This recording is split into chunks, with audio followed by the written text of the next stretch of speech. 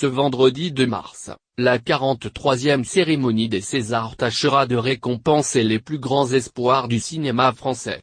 Mais elle n'oubliera pas non plus d'honorer les grandes stars disparues.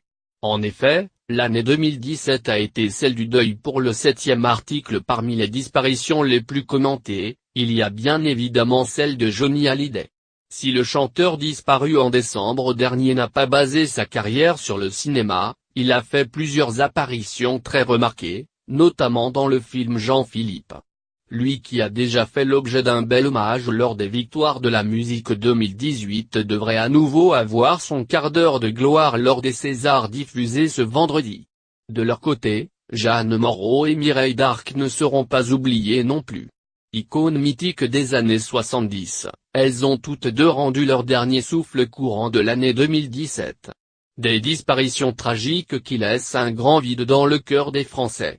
Même chose pour Victor Lanoux, qui après avoir incarné pendant plus de 30 ans le mythique personnage de Louis la Brocante, est décédé d'un AVC en mai dernier.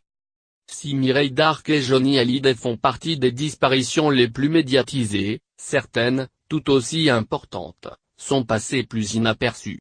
C'est le cas de Robert Hirsch, décédé à l'âge de 92 ans à la mi-novembre.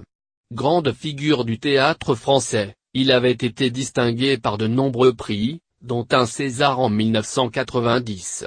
Doyenne des comédiennes françaises, Gisèle Casadesus, elle, est décédée à l'âge de 103 ans.